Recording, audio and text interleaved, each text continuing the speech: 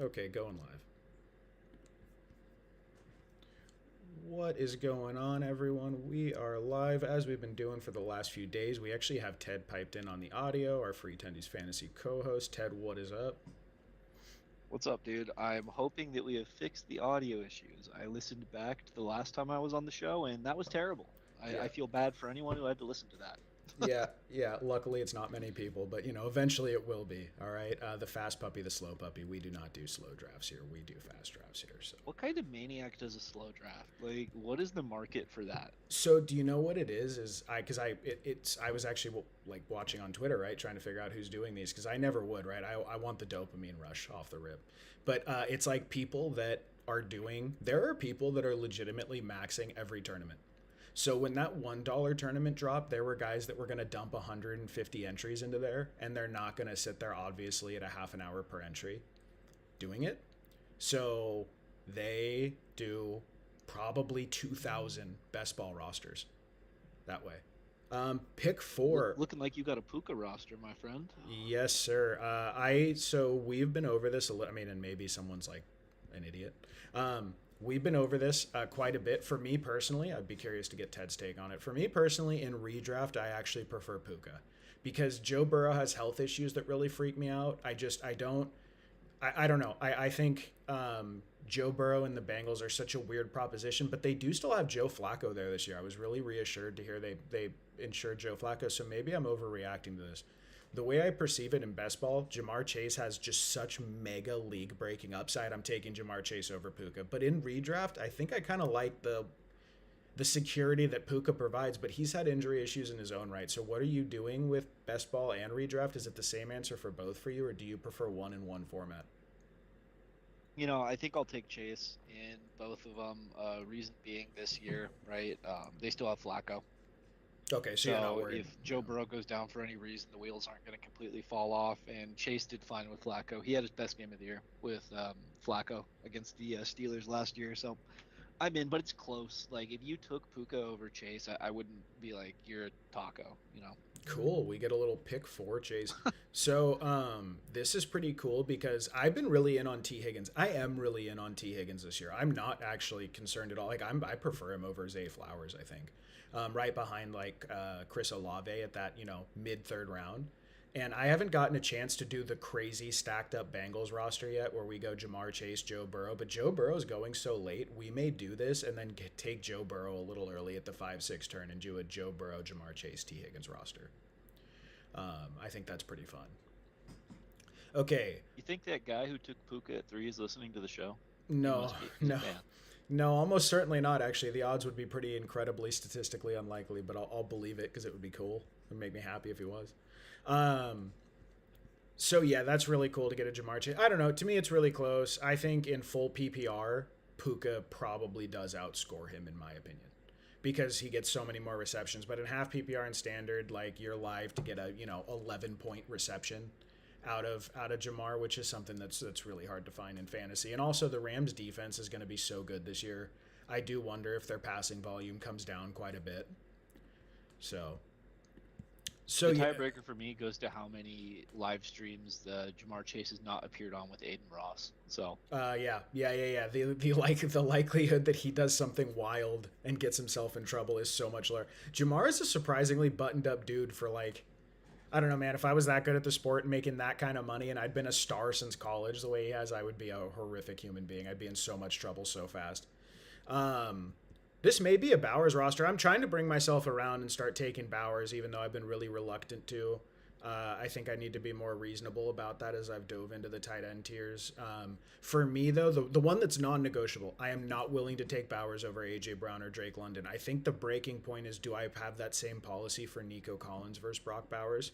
That's hard for me to say because I do view Collins as a bona fide wide receiver one this year, which creates a little bit of a hang up for me. Where is Brock for you in terms of? I'm assuming you're taking these running backs over him. So if like you get A. Chain Henry or Chase Brown to fall back to, I would assume you'd rather the running back. I'm not drafting Derrick Henry at this cost. Okay.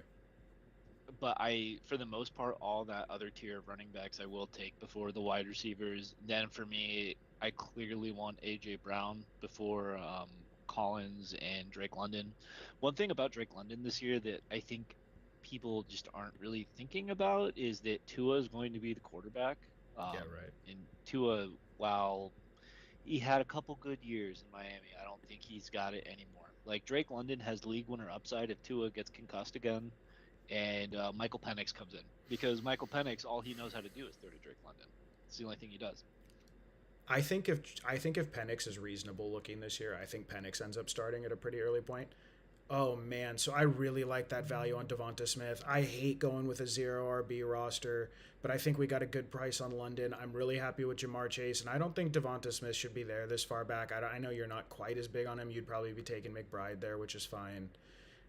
I'm gonna go for what I consider three really nice bites at the apple. Two guys who could be top six at wide receiver, one guy who could be top 12 and see crazy volume if Makai Lemon is slow to develop. We're going to go with that. That is not, though, the start that I prefer because now we are way behind at running back. If we can get any of these dudes back there on the turn, we're going to go ahead and take it. Yeah, for me that's a Trey McBride click all day. But Devonte Smith, like if Jalen Hurts doesn't suck like he did last year, like with AJ Brown not there anymore, like he's poised to have a huge year. It's just that the Jalen Hurts being bad factor scares me a little bit. Absolutely. I've been seeing some debate that with Chris Olave's massive volume last year, he should be the wide receiver 12 this year and be going at the 2-3 turn. I don't know if I can do that. How do you feel about it?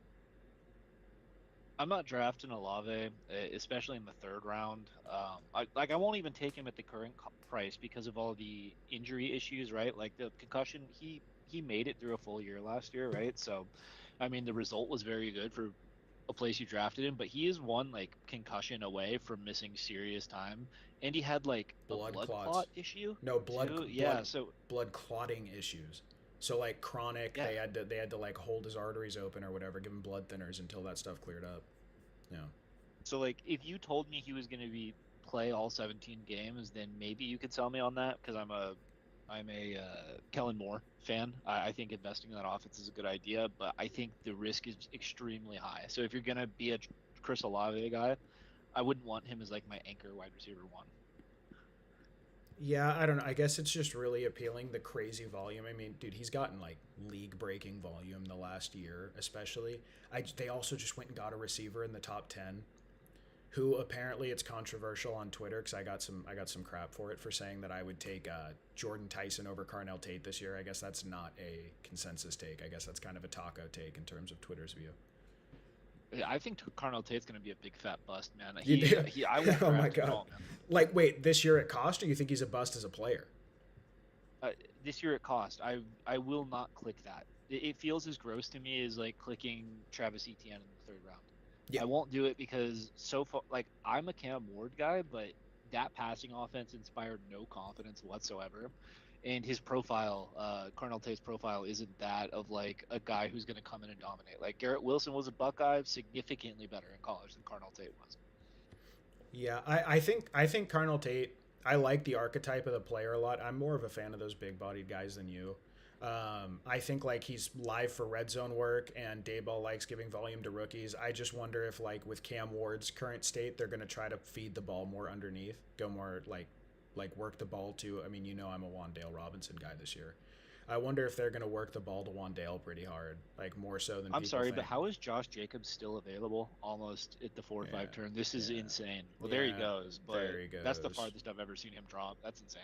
Dude, that's not going to be the price. People are going to look back on that this year. I keep taking Josh. I have like a really hefty Josh Jacobs position. I think a 20% position now. People are going to look back on that and go, wow, that was a really silly decision. I've been taking a ton of David Montgomery at the turn, but we'll mix it up a little bit with Cam. Saw a really encouraging medical breakdown from one of the fantasy docs about how because I believe it's called the sesamoidic ligament, the high ankle ligament, because it's not involved, it's actually wrong to group him in with the Tony Pollard, Mark Andrews, Chris Godwin caliber injuries. He thinks he's 100% come camp.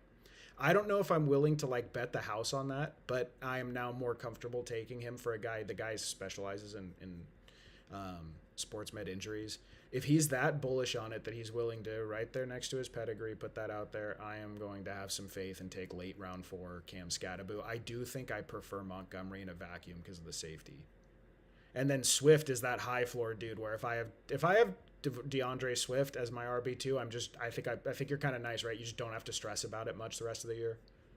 So Yeah, for redraft, Cameron Scottaboo is and Quinshon Judkins too are two guys I'm not drafting based on procedure. oh I know a lot of people. Yeah, dude, getting Monty there is really nice. yeah, But yeah, like a lot of people say, excuse me, they say like make sure play for first place in your fantasy if you're league. not first, you're Play to last. win, not to lose. Yeah, but it's like they almost had to pick Cam Scatterboo's foot off of the turf Yeah. at MetLife Field.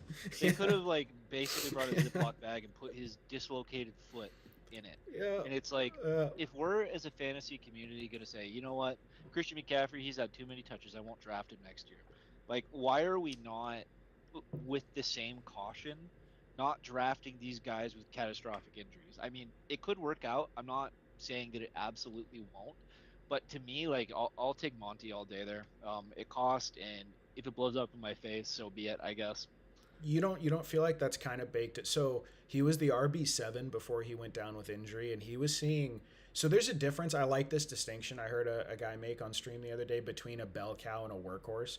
A bell cow means he does not come off the field. So like a bell cow is Ashton Genty saw 83% or something like that of his opportunity. Christian McCaffrey sees 78 to 80% of his opportunity share out of the backfield every year.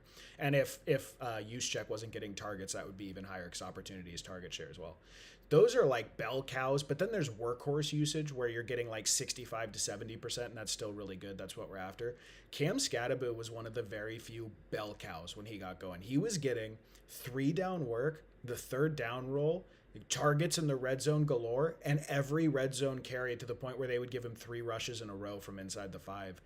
So to me, what I feel like is that typical profile going into year 2 should be going in the 2nd round if he were totally healthy. If he had finished as an RB1 with that workload, he'd probably be right there, maybe even like ahead of guys like Omari and Hampton. You don't feel like at that point we're getting like a 30 pick discount because of the injury, and like maybe that's just a fair asking price, all things considered. I think we're seeing the Cam Scatterboo rookie year differently, because at least coming into the year, it was supposed to be Tyrone Tracy is the lead back, and he went down with an injury, I believe, in week 2. So Cam Scatterboo was mixing in. I think the first game of last year, Tyrone Tracy had all the carries. Then they gave the second half to Scatterboo. Then Scatterboo was mixing more in week 2. And then week 3, Tyrone Tracy goes down with like the shoulder dislocation or something. It was the Xavier Worthy injury. Mm-hmm. And then he didn't come back until after his ankle had already exploded. So, I mean, yes, he got bell cow work, but I don't know how much of that was because he was the only body that they felt confident in giving work to. Like, I mean, it's possible. I like the player. I think that, like, he's not a dynamic guy like a James Cook who's going to break off an 80-yard run, right? He's more of like the Josh Jacobs archetype of running back who's just a bruiser. He's going to be damn near every time on the goal line, punch it in. So I don't know. Like, I think the price for him, it's reasonable right now. And I'm willing to change my opinion if we see another season where he just smashes at ADP.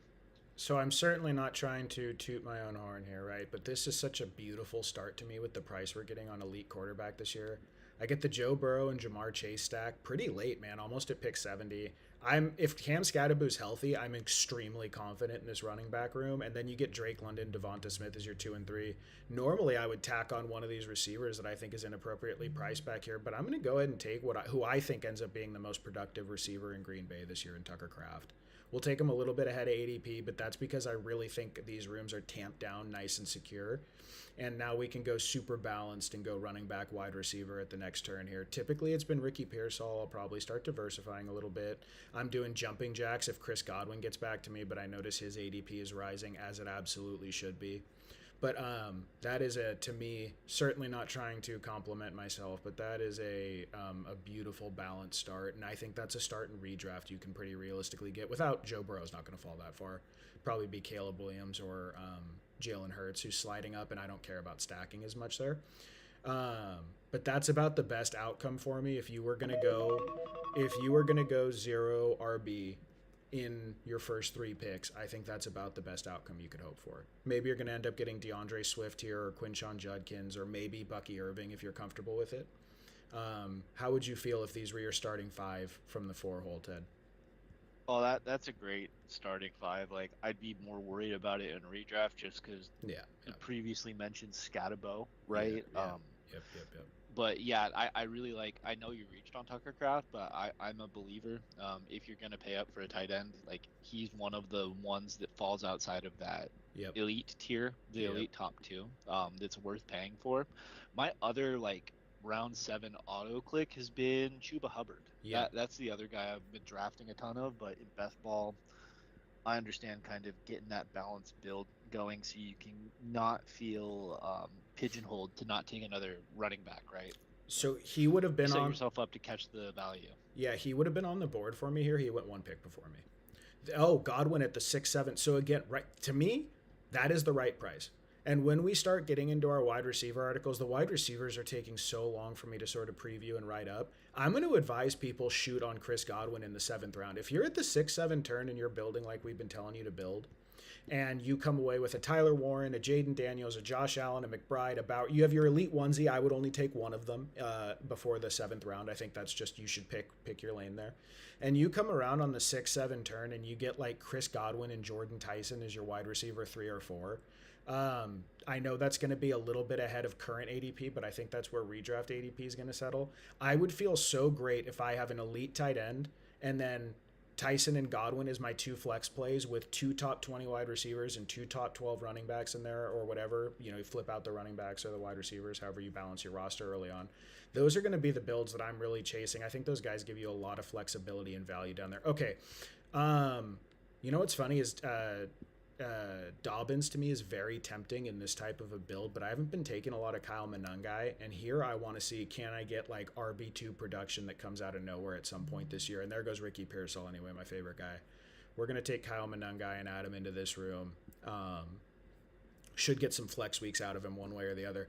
I'd like to be balanced here with getting another wide receiver at the turn. Again, let it be known, Ted is not a Michael Pittman guy. I believe Michael Pittman leads the Steelers in receiving this year.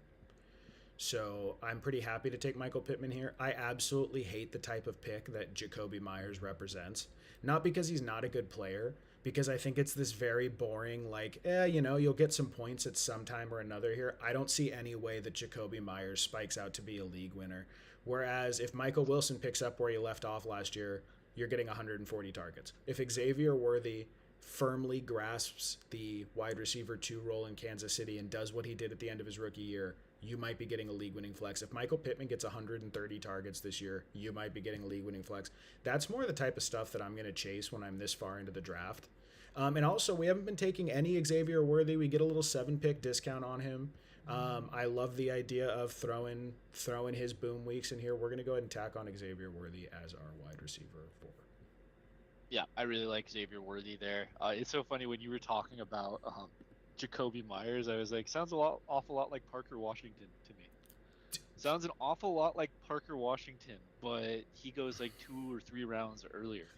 Oh, that's going to offend me. You know how I feel. Wow, someone really reached on Jordan Love. I don't see Love in the queue here. I was going to look for a little Love. I was going to look for a Love and Tucker stack, but that's just not going to be there. So we don't have any stacking options here. And I really don't like when I've been picking at, do we have a chance to come around and get Malik Willis at like the 130s? Because he's just sort of a guy who'll spike with passing.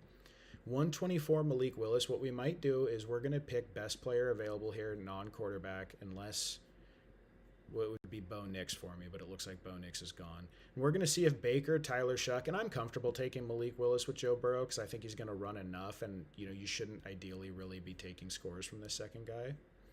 I just don't have anyone to stack here, and I don't want to take a quarterback just to take him when I think there's going to be some really good skill position guys still on the board. Like Rashad White is someone I'm extremely high on. Wandale, Jordan, and Casey Concepcion, I think, is the best wide receiver on the Browns for whatever that's not worth or worth. This range, I was though. going to ask why you didn't have Matthew Golden in your queue, but you've rectified your mistake. Yeah, I have been taking Wandale over Golden quite a bit, but I think I'm going to start mixing in some Golden. I don't think that they're going to play Jaden Reed in 2 wide receiver sets over him. Fantasy Twitter seems to think they are going to play Jaden Reed in 2 wide receiver sets over him. Although that's a really nice fall on Stafford. I'm not a big Stafford guy this year, but if I get him 10 or 12, like a round past ADP, I'll probably do it. League MVP, 40 plus touchdowns in the 10th round. I mean, Yes. sure, I understand that the majority of his career has not been that fantasy production, but Yes. that's way too good of a discount, I think, to pass that up. Yes. Yeah. Yep. And I'm tempted on Baker, actually, because I'm a Baker guy this year. I'm really high on Baker, but I will. He's 1 QB. Let's see. Does this guy shoot on his 1 QB here? There's still some good guys on the board. He might be tempted to let it slide. And I love stacking Terrence Ferguson late, so I would be pretty happy here. Yeah, so we're going to take Stafford. Good price on Stafford. Couple of pocket guys. Maybe we look for like a late Geno Smith just to throw in there. Love the way this build is going. Absolutely love the way this build is going. Yeah, this is one of the better ones I've seen you deal. So we have Terrence Ferguson and Gesicki late, so we're going to punt tight end.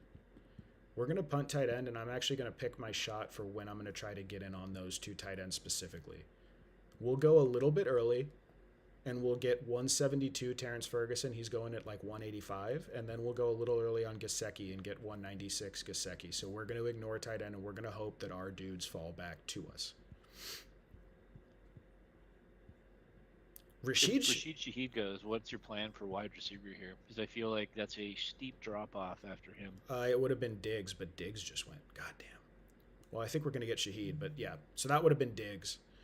George Kittle's way too cheap there too, but I don't want. I want to go 0 tight end. I want to keep up with the wide receiver room, and I'm really happy because these 3 guys are nice and stable. And then I feel like when one of these 2 dudes goes off every week, all of a sudden you're getting a really gaudy flex score. And dude, I love that. I am very happy with that wide receiver room right there. That to me is really nice. I would though like a night to me the ideal one here is Jonah Coleman. I know that we're a little different on that, but Jonah Coleman would be a great add-on here. I would take any of these dudes though if they swing back around. I don't know what team Jonah Coleman plays on, so yeah, we are a little different there. He's a little bit off. Jonah Coleman profiles as a 3-down back who actually is a pretty good receiving back. He is going to get work in Denver. He is the guy that Sean Payton went out to get it. So he's a guy that Sean Payton went out to get as a rookie. Look, Dobbins has never taken more than 200 touches in a season, and RJ Harvey was extremely inefficient with his touches when he got them last year. If you think both of those things are true, which I do think both of those things are true, I think you should be taking Jonah Coleman in the 150s. I think he just gets some level of work that makes him moderately interesting at points next year. But B, I think the capacity is there for him to really outperform what he's doing here. He's going to be one of my favorite, you can take on an extra bench spot in 15 round redraft leagues if you don't take a second onesie. He's going to be one of those guys that I throw on there and hold for a few weeks and just see what happens. How the times have changed from last year, you taking RJ Harvey in the 5th round of mock drafts and saying, no, you don't have no idea how well this guy profiles.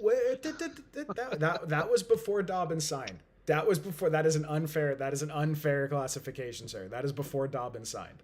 When Dobbins signed, I was like, listen, I think the Denver backfield is pretty simple. They brought back J.K. Dobbins. They paid him. I feel like what his product was on the field last year was pretty good, and he's as long as he's available, he's going to be the guy and a smash it. Because Dobbins, I believe, goes a little bit higher in these draft rooms. I haven't done a Yahoo draft in a while, so I might be chatting, but he's going 9th round. Dobbins is like 9th or 10th. Dobbins is a guy I'm peppering all day as like a running back 3 or 4 that I think you can plug and play in any week and usually get a pretty good score from him. Yeah, so the way I'm parsing these guys, to me, Jonah Coleman's much more of a dart throw than these two. I think Woody Marks still gets some degree of receiving work. I don't necessarily like him with Montgomery. Actually, no, we have 2 week 8 buys there, so we can't. I like Woody Marks, though, to get more work than people think as a receiver this year. I still think Montgomery gets a 3-down roll. I just think Woody Marks is pretty fairly priced back here, and I think Pacheco is going to get some touches. They had almost 500 touches in their running backfield last year. I think what you're kind of hoping for when you make a pick like this is like a diet version of David Montgomery. So And they're also oh god, Dallas Goddard should not be back here. Yeah, there I he would be goes. jumping. I would be jumping on Jalen McMillan right here if he falls back. Yeah, Jalen McMillan's a pretty interesting one. I have a hard time going. Yeah, because we can go 6 running backs here if we want to take a Braylon Allen late. Maybe a Kamara comes back to us. So I also think Travis Hunter's a really good price this late. You're Like not. to me, Yeah. Jalen McMillan when he came back was on the field instead of Igbuka at points last year, and he's not Godwin or Igbuka, but I think that if one of them goes down for any reason, right, like, and I think he's a pretty nice player too. Like I don't think he's a bad player at all. And if you're in on Baker, I feel like that's a sneaky one in the what were you 13th round Yeah. that could pay off. We'll do it in honor of you. I do prefer Travis Hunter and Cooper, but I've taken a lot of Omar Cooper, a lot of him. I think he's not priced properly back here. And then Travis Hunter, we still don't even know if he's going to be a full-time player. So we will go with Ted's suggestion, throw another boom upside here. Again, exactly what we want. 3 locked-in guys, 3 guys that when they go off that week, you're going to get a really nice flex score. We're pushing tight end. Normally, I would have gone second tight end earlier than this, but we're going to push it. We're going to try to get our guys late. I'm shooting for Terrence Ferguson at 172. That is going to be a reach on Terrence Ferguson at 172. Maybe yeah, I think I do want to reach there. The only thing is, like, if we still have, I think AJ Barner's such a better pick. I don't know. We shouldn't lock ourselves. I'm in on Greg Dulcich this year too. Yeah. Right now in the pick'em lobbies, he is projected as the highest leading receiver in Miami. Someone's got to catch those balls. Yep. Tank Bigsby, Dylan Sampson, Alvin Kamara. So maybe what we're going to do is we're going to see if we can get a really late T-Ferg. That is risking it, and he's been pushing up boards. And maybe with the stack, that's stupid to do, but I do like the idea of getting a rock-solid running back 5 here when we did not go running back early. And you get the stack with Stafford if you do it. Even if you miss out on him, like I think Colby Parkinson has some merit, last round pick. Yeah. Actually, okay, yeah, that's what we'll do. We'll swing back around. For again, if you guys are for sickos, right? If you're drafting at this point, you're a creepy person like I am. I think these dudes are perpetually undervalued in Ryan Flournoy and Isaac Tesla because I like them to catch a few touchdowns this year. I don't think you're getting a whole lot out of them, but I do like them to just randomly think there's going to be random points this year where Isaac Tesla is like 3 or 4 touchdowns in the week and goes off a little bit. They're saying he's their starting like slot receiver / rotational guy when they go in 11 personnel. And then Ryan Flournoy, I just think is a pretty good player. I know you view him more as like a handcuff, huh? You view him as like a, Oh. Well, I mean, he is handcuffed because CD and George Pickens are like the fat kid at the table eating all the food. But when one of them misses time and Flournoy gets in the lineup, he can do stuff. So I don't hate it, right? Like if one of those wide receivers gets injured, which CD does all the time, right? Like you could get a couple of spike weeks there just randomly from your 14th or 15th round pick. I don't know how you feel about. I mean, Trey Tucker. I don't know how I feel about either. But nice 15 pick slide on Trey Tucker and Jawan. Malik Washington goes first up there. I would take either Malik or Jawan if they slide. But maybe am I too wide receiver heavy? You think? Should I not do that?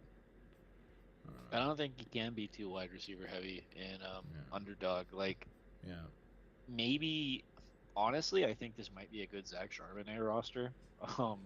Just because I kind of like your running back room right now, or at least you have most scores where you can take 2, right? And Zach Charbonnet, it sounds like he's not going to be back until Thanksgiving, but that's the type of player.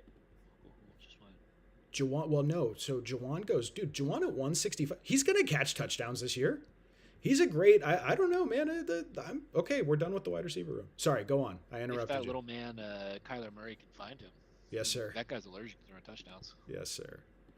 I don't know, dude. I think Juwan's a pretty good shout this late. I think there's a little bit of a tier break. Maybe Debo would have been a better pick there. I don't know. So, okay, so you like Charbonnet because you think... So even though the report did come out this week, and this was a real report, I'm starting to really get annoyed on Twitter when, like, some beat writer's opinion is called a report. That is not a report. That's just a beat writer saying this is what I think. The report came out this week that he probably gets going around week 8. They start to look at him, and they're going to try to get him on the field by week 11. You would still be messing around with him on here for the off chance that like weeks, the last month of the season, we get something productive.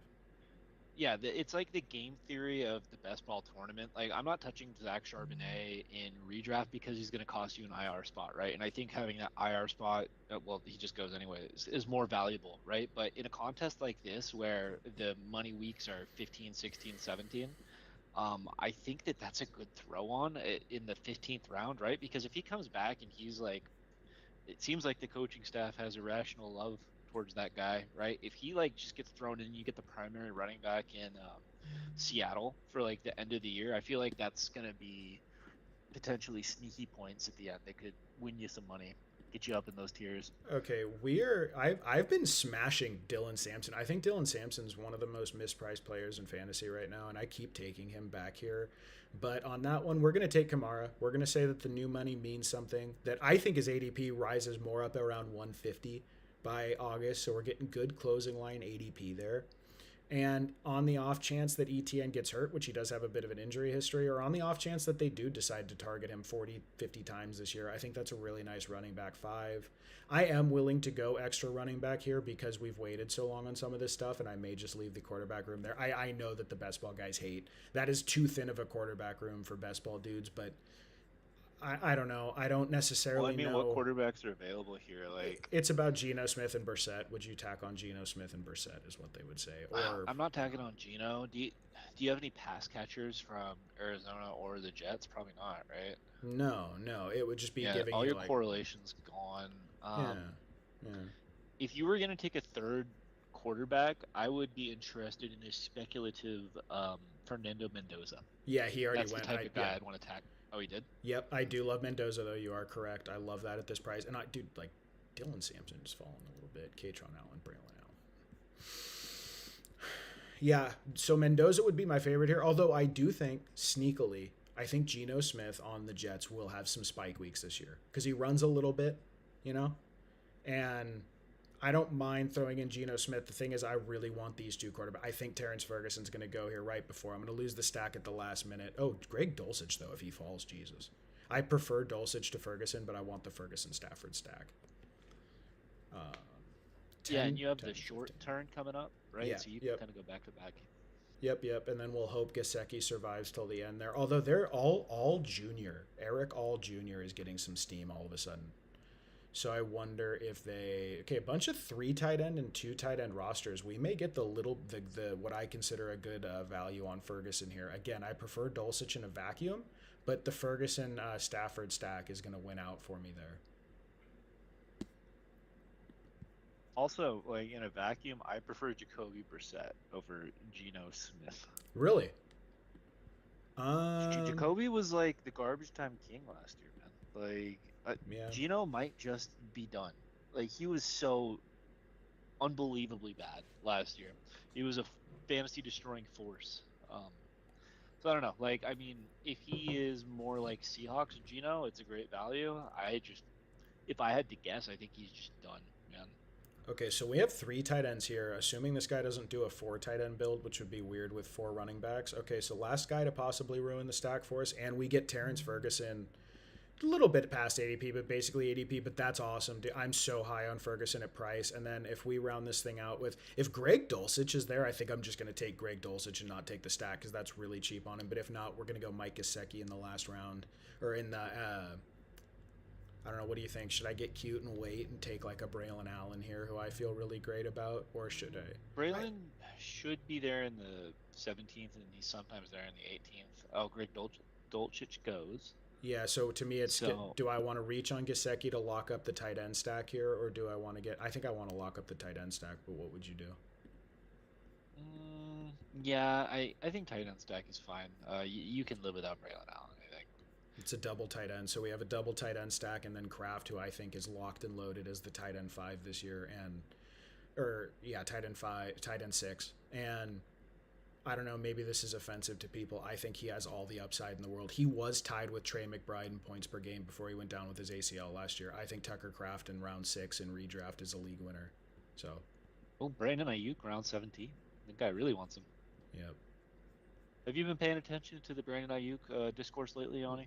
Do you remember I muted his name on Twitter because I could not take it? I actually couldn't take it, dude. I was like, I'm out. I'm done. I'm not doing it anymore. Let the But what? record show Yanni was a Brandon Ayuk guy. As a Niners fan, he said the Niners need to get rid of Debo Samuel. He's too old, and Yep. let's go. Let's push all our chips in on Brandon Ayuk. Yep. And I said Debo's been a great Niner, but it's not what the Niners did. And look at them now. I will I wear remember that. last year too when I was talking about the shorts thing. That shorts clip came out. I was like, Yanni, look at this. This guy's acting like a child. Yanni goes, that's nothing. That's Yeah. nothing. And now it sounds like he's still complaining about the shorts thing. He's still complaining about the shorts thing? Oh yeah. Oh yeah. God damn it, dude. He was deeply offended. He thought he got no respect. I went to bat for that guy. I defended that man. Now, here's a weird one. Do we want to throw Michael Penix on here in case he beats out Tua by the end of the year? Get the Michael Penix Drake I London mean, stack. he's not beating out Tua by the end of the year, but you Tua think? could get benched. Tua could get benched, and Tua can get concussed.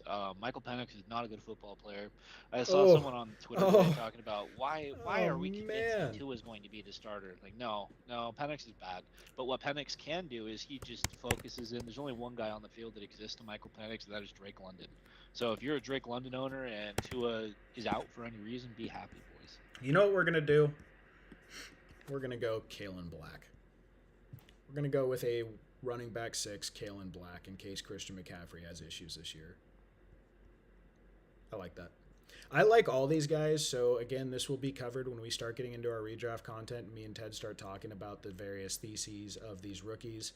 Nicholas Singleton is a blue chip body in a whatever, I don't even know what the tiers from blue chip down are, in a brown chip mind. His brain is not football oriented, but physically he's a freak. He's one of the fastest, most physically impressive running backs I've ever seen in Tennessee. And if you think that Pollard is just too old and Tyjae Spears is playing without an ACL, and you want to bet on that, that's great. Damon Claiborne is a great athlete in Minnesota, and it seems like Minnesota. There he goes, right there. It seems like Minnesota is like a little bit wide open potentially for a running back competition. I love if you want to take your swings there. And then Kalen Black, to me, they had Jordan James in there backing up Christian McCaffrey, and they've had a year to look at Jordan James, and their decision was we're going to reach 70 picks on a Kalen Black. If you're doing that, that pretty clearly indicates to me that Kalen Black is who they want as their back. So that's going to be our room. Probably could have used a third tight end, but part of not doing that is if I take a tight end in the top 6 rounds, I don't know if I like doing that. And I thought we got a really good slide on Stafford. So Joe Burrow, Matt Stafford at quarterback, Cam Scatterboot, David Montgomery, Kyle Monungai, Isaiah Pacheco, Alvin Kamara, and Kalen Black. The big upside swing there is our running back 6. I don't normally like 6 running backs. I prefer 5, but in this type of build, we're definitely going 6. And then my wide receiver room. This is one of my favorite ones I've constructed all year, boys. Jamar Chase, Drake London, Devonta Smith, Xavier Worthy, Rashid Shaheed, Jalen McMillan, and Juwan Jennings, both a little bit past ADP. And for the most part, we got all these guys past ADP. I really like the value there. Tucker Kraft, I'm trying to get ahead of it. He deserves to be a 7th round pick. He's a better 7th round proposition than all the wide receivers going in there. And then Terrence Ferguson and Mike Gesicki. Gesicki is purely like, I think he's going to have 3 or 4 weeks this year where he shows out. Terrence Ferguson, I continue to make the bet that he is going to be like the de facto wide receiver 3 for the Rams, at least in terms of production. I think he's going to be the 3rd most productive receiver there. We're going to continue to take him in the 180s. I will diversify a little bit. We'll jump right back into another one. What did you think of the draft, Ted? Would you have done anything differently? That was one of the better ones I've seen you post. Like, usually you're out there pounding your chest about a Jonathan Brooks best ball team, but that one I thought was pretty damn good. Cool. Now we talked ahead of time about like tight end strategy has been the big thing on my mind. You're all the way in on 2-3 turn Brock Bowers and Trey McBride, right? Like no issue there for you. Yeah, so, okay, the tight end position for me, there's 2 guys that I think are you pay up for, and it's McBride and Bowers. And anytime they're there in the 3rd round, for the most part, I'm ripping them with full confidence, right? So, like, I think that's the clear tier of its own. And then I am kind of interested about the mid-round guys this year, like the Tucker Kraft and the Tyler Warrens of the world. But if you're not getting those guys specifically, or I guess Sam Laporta, I'll throw him in there too as like a mid-round guy. But if you're not getting like those exact guys, then I like the late tight end.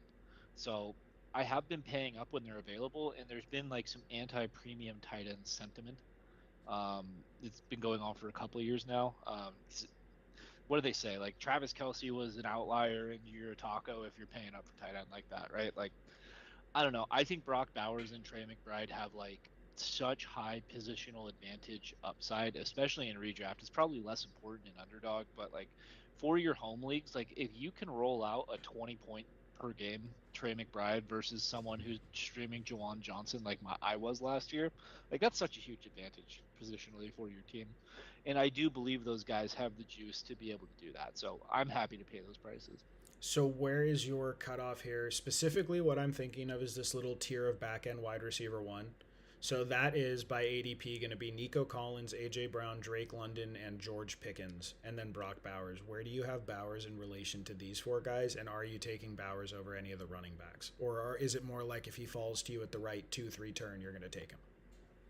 So I have Bowers under AJ Brown, Drake London, and Nico Collins, but I would take him before George Pickens. And Okay. yeah, usually that late second or third round is kind of where I'm looking to fire on that. Brock Bowers has been getting juice, or I guess like steam in the fantasy community as he should. So I'm not getting Brock Bowers because he's going before I'd like to take him. But Trey McBride is sliding. Like I think in the last draft he went like in the 3-7. Like for me that was like such an easy Trey McBride click. Okay, last time you were on here, we went James Cook and Saquon Barkley. This time we're gonna, or James Cook and Omarion. This time we're gonna do James Cook, Saquon. So Unbelievable. very, Unbelievable what you can get at the end of the snake this I year. I will continue to take that value, and then if Josh Allen, and then I've done so many of these on stream, I get kind of worried it's like not interesting to watch the same team drafted over and over, or just that like you're putting a lot of your eggs in one basket. But when I'm back on these turns, I keep taking Josh Jacobs in the fourth. I think adding fourth round Josh Jacobs to this room, uh, dude, your running back room, if you add Josh Jacobs to this, has a range of touchdowns in 45 to 60 touchdowns next year from your running back room. I just find that really hard to say no to. I think it makes it a little boring because I keep making the same style of pick there. So maybe I'll mix it up a little bit. I don't know. But how do you evaluate like Josh Jacobs versus, Garrett Wilson or Lad McConkey or Emeka Egbuka? I have a really hard time saying I'm just going to go ahead and leave Josh Jacobs on the board. What do you think of that decision that I keep having it when I'm in this bottom three here? I think he's mispriced right now. Like because Yeah. Josh Jacobs, Yeah. I think, has two Yep. straight years. Every single year he's been a Green Bay Packer, he has double-digit touchdowns, right? And we had the Yep. obviously the off-season incident that happened that I think kind of slid him down draft boards a little bit.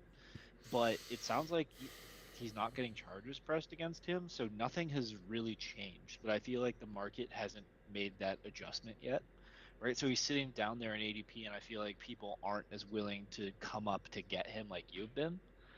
And I think that his price should be more of like, honestly, I would have Josh Jacobs in that tier of second round running backs, probably, right? Like next to the H-Ans, next to the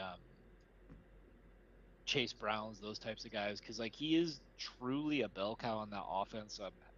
I'm assuming he's healthy, right? Like that's always a question, and I think probably him getting injured at the end of last year and being like a total dud during the playoffs also probably doesn't help the taste in fantasy managers' mouths. But yeah, man, I'm a Josh Jacobs guy for sure this year. Holy shit, Nico Collins went all the way at like 27, 28. This is sort of interesting. I think I'll take one of these three if they're there. I think Kyron Williams, that is a very fair asking price on Kyron Williams if you're getting him in the fourth round. So this might be a weird one where we get weird and do Josh Allen, Kyron Williams, and just go extremely high testosterone. If Zero wide if receiver Josh start. Allen's there at the 312, like you Yeah. have to take him. Yeah. And then to me, those wide receivers, I prefer. Well, T Higgins was going to be the one, but Emeka Egbuka is like swinging for the fences. Like Yeah, and Andy's very stackable because this picks at the 7-8 turn, so I can go get Godwin, and then I can go get Baker Mayfield later, you got and four then seconds, buddy. well, yeah, I'm letting it's going to be Josh Allen. and I'm Oh yeah, deciding that because you're on the bookend. yeah. I'm just explaining what I'm thinking here. So this is why. And he's behind ADP now. By the way, Emeka Egbuka steamed up 15 picks in ADP since we started drafting these. He was like a mid fourth round. We're gonna take Emeka Egbuka, and then I'm gonna try to get Chris Godwin at the turn, and then I'm gonna try to get Baker Mayfield later, and that's gonna be a nice stacked up room. Fourth round Emeka Egbuka is really comfortable for me, and if you look right here, this is going to be where we shoot for Baker at the 108, 109. He should almost certainly be there. This is where we shoot for Godwin at the 712, 8.1. Unless people keep reaching on Godwin, he should be there. Maybe get a little Godwin Tucker Craft turn there. That's going to be glorious. And then I love the wide receivers available at the 5-6 turn. They're not going to be this expensive in redraft, but I am totally comfortable living in this range of Christian Watson through Jordan Tyson and Parker Washington. Ted does not like Parker Washington, so he's going to be a little less comfortable, and he doesn't like Cardinal Tate. He's going to be a little bit less comfortable in that range than I am. I'm very comfortable in that range. Well, I think Parker Washington goes like 2 to 3 rounds higher in underdog than he does on like other home league platforms. I was watching a Flock video the other day where he was talking about industry plants. He was like, he like the industry plant guys were like, he said Josh Downs, Parker Washington, all of the guys who like haven't done anything really yet, but they're being treated like they're the next big thing. Yep. You know. So, okay, we were getting on the tight end thing, and you were rolling on that. I like a lot of what you said. So you obviously, do you see a world where, I guess you don't have Colston Loveland as a tier 1 guy with McBride or No. Bowers. No. So do you see a world where in points per game, that next 3, Loveland, Warren, and Kraft, are within like a point to 2 points per game of Bowers and McBride? Because say they are, right? Sure. Well, but say they are, then I get really freaked out about the value proposition there. 30 to 40 picks later, you might only get a 1-point advantage, and then you're leaving a wide receiver 1 on the board. For me, that's a really hard thing to. That's what I think my holdup is with the 2-3 turn price tag on those. And again, if you're picking at the 2-3 turn, so like when you're going to be in position to get these guys, that means you're also picking at the 4-5 turn. So you can have your pick of the litter. Sometimes Colston Loveland falls there. Sometimes it's always actually you'll be able to get late 4th, early 5th Tyler Warren. So to me, it's like I need to be really sure that I'm getting like a 2+ point per game advantage out of my pick if I'm going to take him 20 to 30 picks before. Does that give you pause at all, or you're just sort of like, we're doing this?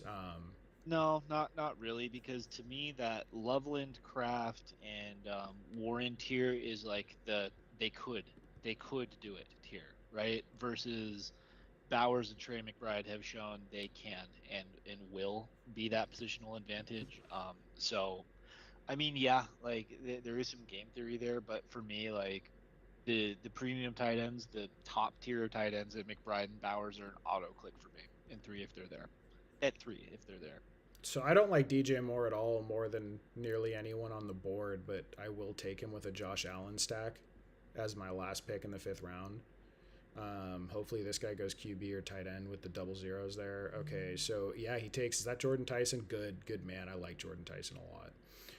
I'm more comfortable with Rome Odunze than most drafters are. I think he's still going to retain his red zone role, and I think there's a non-zero chance that he just kind of becomes the lead wide receiver there. I think even if Burden is the yardage eater. So, and I haven't been getting a lot of chances at Odunze. Okay, so it picked there for me, I guess. Hold on. Oh my God, what is it doing? There. Okay. So we get the Josh Allen, DJ Moore stack, Rome Odunze wide receiver 3. That's wonderful. Very happy with that. Our number one, so my targets here, I think these 3 are inappropriately priced at the 7-8 turn, and I will take them any chance we get. These guys will all be off the board by the time we're there, but in case there's some bizarre slide, I don't prefer Quentin Johnson as much. But ideally, what I would like to do here is go Chris Godwin into Tucker Craft at the turn, or Tyler Warren if he's all the way there. Chris Godwin into Tucker Craft would be awesome, but Chris Godwin has slowly been creeping up in ADP, so we'll see. And then, okay, when I was looking over the points per game for the write-up I was doing, I was pretty surprised to see that typically getting the tight end 5 through 20 is almost the same thing every year. In half PPR points per game, when you look at, it's the tight end 5, it's the tight end 6 actually. The tight end like 6 through 16 is remarkably flat. And that's kind of why the whole greater late moniker broke out for tight end, right? Don't go up high and get guys in the 7th or 8th round, let it slide and go late if you miss out on that premium tier, which I'm calling ends at Kraft, and I think you could include Laporta there if you want to. I just think there's a tier break because of his health issues, because of target competition. Do you have any interest in shopping in that Laporta, Kyle Pitts, and Fannin are the next tier, and then after that you're getting into Kelsey, George Kittle, Isaiah Likely by ADP? Do you have interest in I don't shopping in think that tier or Laporta no? should be in that tier. I think Laporta should be in the tier with the potentially could guys. Part of that being that the Lions' new offensive coordinator is Drew Petzing, who is the Yep. architect behind the Trey McBride seasons. So, Yep. and I feel like Laporta's kind of gotten derailed due to injury the past couple of years. I'm still a Absolutely. believer in the player. I don't think he's Absolutely. the talent level of Kraft or Loveland or Warren, but I think that he's in probably one of the most fruitful offensive environments you could be for scoring fantasy points in Detroit, especially with that defense. That defense is looking like they're going to be pretty bad this year. I'm expecting a lot of shootouts. Oof. Oof. RQ is getting decimated. Baker's obviously not on the board here. I just have him there because I'm hoping he comes back around. Uh, I will Kraft is take. still there, man. Oh, Yeah. no, Kraft is not. No, Kraft is there. He's just He behind is. my Yeah, fat that's all head. I'd care about. Yeah, yeah, certainly Kraft. I'm just hoping to again, like structurally, I would really love to get the. Kraft will not. I promise you guys, his closing ADP will not be in the 8th round.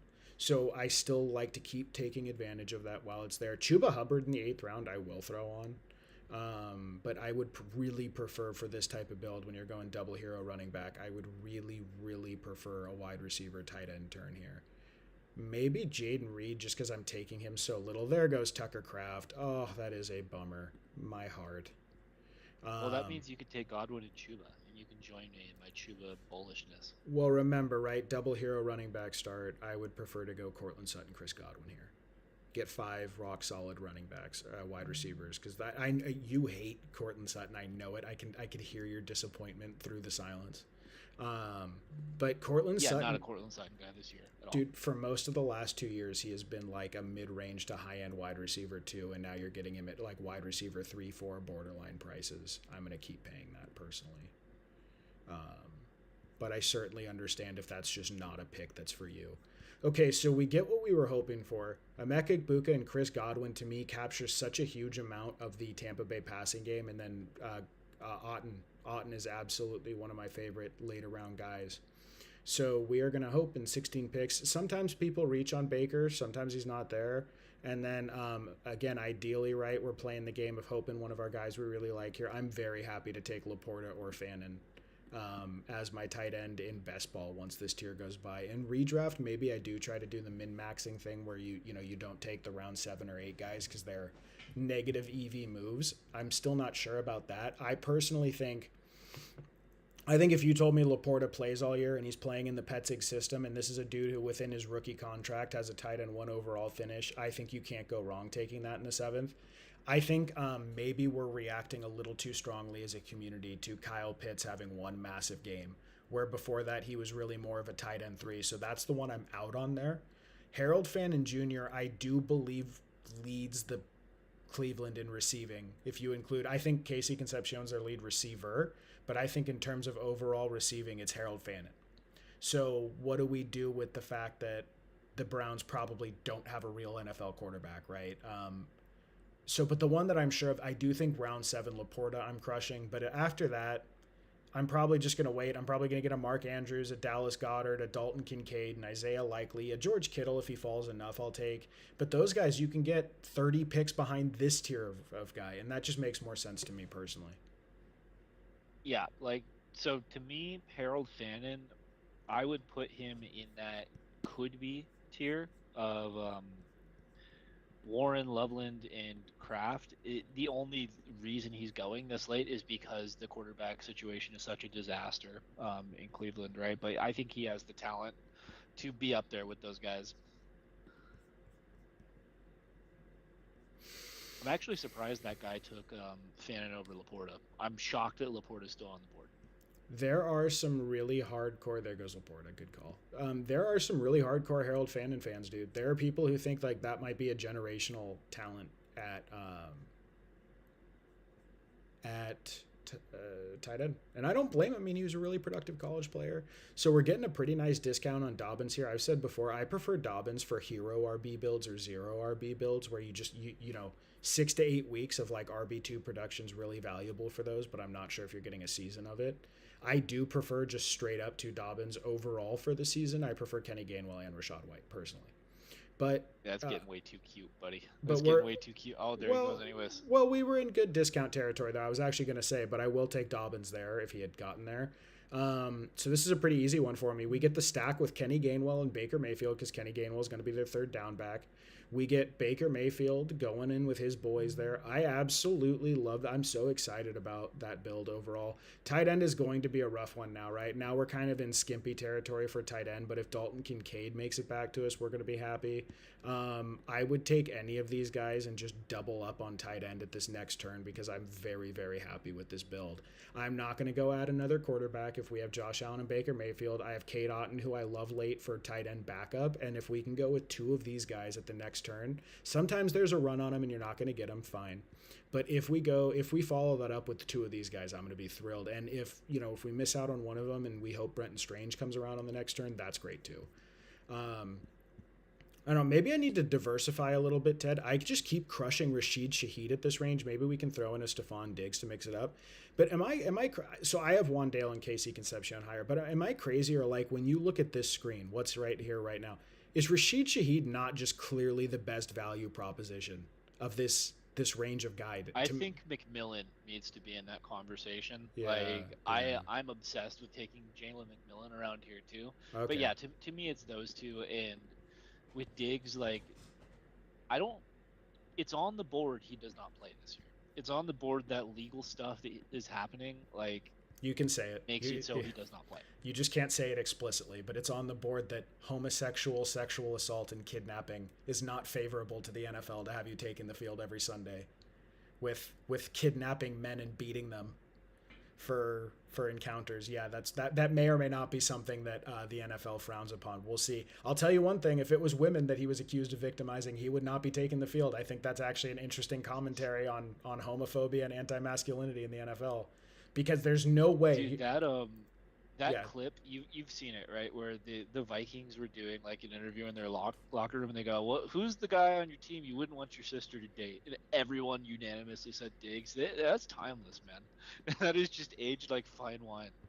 Oh, dude, so if 2 of these guys, if I get the Kincaid Allen stack this late, I don't think we're going to. It's a little too late. But any of these 2, if I end up with 2 of these tight ends, I feel great about this. This is my back end tight end 1 rankings. I am totally comfortable in the season starting any one of these guys, although this is more for best ball.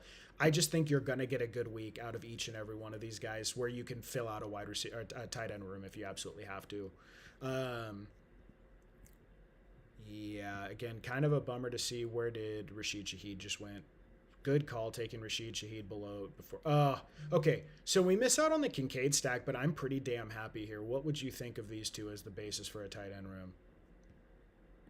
If Travis Kelce actually puts in the work this offseason and isn't too busy being Mr. Swift, I think Mr. Swift. But what was he last year? Like the tight end 2? Tight end 2. No one cares? Tight end 2 overall, tight end 5 or 6 in points per game, yep. Like he's clearly not prime Travis Kelce anymore, but tight end 2 overall, you cannot, if you're getting that, what was that, the 12th or 11th round? Like that's how you win.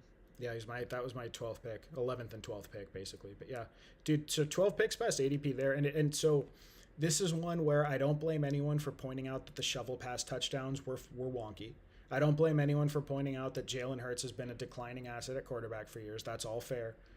Dallas Goedert as a tight end 2, technically an ADP where he goes, is someone who I will continue to tell you, if you're doing a 0 tight end build, throw Dallas Goedert in there, maybe take a second one, see if one of them pops. I think Dallas Goedert this year, there is a chance that he is behind Devonta Smith and Saquon, like their third option in Philly. I will continue to bet on that. He has a really good relationship with Jalen Hurts. He has really good red zone usage. This is a Sean McVay scheme, bringing over his tight end usage with Philadelphia.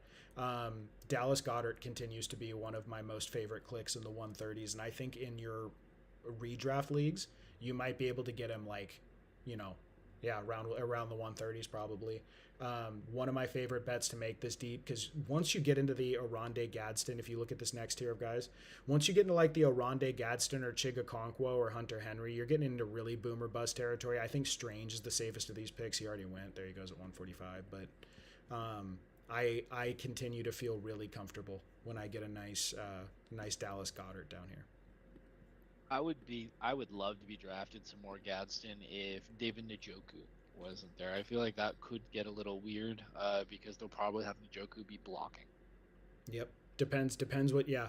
I don't. To me, Njoku looked pretty dusty last year, I thought. Oh yeah, of course, but it would just be like A problem. opportunities lost to be on the field, right? Yeah. For Gadsden. Just annoying. I do not like this turn of really the value at all. These are all kind of gross to me, and I don't want to reach that high up. About some Denzel Boston, man. You think? Just in case, dude. No, I don't. He's the poor man's Drake London. Dude, they're talking about him as a wide receiver 4, a wide receiver 4 in in Cleveland. I mean, what? At the end of the day, in Cleveland, they said Shador was the quarterback 3 last year. What happened? Yeah, this is a really just crappy value turn. I don't like any of these. I think I'm just going to take a couple running backs and finish out the running back room. We have Chris Godwin as our wide receiver 5. Like, I don't really feel the need to reach on like Debo or Tesla. They're unstacked. We're not doing that. Yeah, we're Denzel Boston. Denzel Boston. No, dude, I don't want the Browns wide receiver 4. I just don't, okay? It's a very gross click. Yeah. No, and then we're gonna. That's why I'm not in on Pittman. It's not so much Pittman as much as me being just so grossed out by the Pittsburgh passing attack this year. Big Aaron Rodgers fan, but I thought last year was it. I don't know why he came back. Yeah, it is gross. So this one, we're going to reach on some stacks a little bit, stack up our Baker Mayfield, and we are going to do that with one I really like. I mean, if somehow Tesla falls a lot, I really like the Jerry Jeudy price. Really like Kelvin Ridley and Wicks, and this is a reach, but they're saying Ted Hurst is one of my favorite athletes I have seen in a long, long time come out of college at the wide receiver position. I think that's a special football player. ADP of 200, we're going to be picking at like 181, 182, so it's over a round reach. If we want to min-max it, let's see, what would we be doing? If we want to min-max it, we can hope he's there at 204. But I want to get Baker's ex-receiver in here and then Cade Otton. It is a little bit of a conversation if Ted Hurst or Jerry Jeudy's there, but only for best ball. I don't think for redraft, that's really tempting to me to just lock up a quadruple Baker stack. Get Cade Otton, get Ted Hurst, get the majority of the Buccaneers receiving work with what I consider a stack, because I think James Cook receives a lot, with 2 Josh Allen stacks. I don't know. Is that too much of a reach for a very speculative rookie, Ted? 18 picks. Should I wait to see if he swings back around? I mean, if you want to correlate, right? Like, this is a roster where if Baker Mayfield has an MVP caliber season, you're going to be in good shape. So I would take him for the sake of correlating, but if you did not have Baker Mayfield on your roster, I wouldn't be taking Ted Hurst over Jeudy or Ridley, who at least it sounds like are going to be on the field in 2 wide receiver sets, and they just have bad offenses, right? All right. You know what we're going to do? We're going to be really brave. We're going to see if Ted Hurst survives the turn. See, here I think you're getting really... Dude, I like all these picks. If you're getting any of these guys, like A.J. Barner was, I believe, a tight end 1 last year. T.J. Hawkinson down this late is pretty cheap. I think Jerry Jeudy is a good bet. Calvin Ridley. I think Dontavian Wicks is a very good bet at this price range. He actually went. He went early. Malik Washington, if he outright wins the role there. So I like A.J. Barner and Dulcich more than Cade Otton, but Cade Otton was top 5 in routes run at the position. They lose Mike Evans, a big red zone target. Baker has a degree of comfort with Cade Otton. We're going to take Cade Otton. We're going to do what Ted would do here. We're going to take Jerry Jeudy and then hope Ted Hurst comes around on the swing to us. Ted betraying a fellow Ted there. That's okay. Okay. Sorry, man.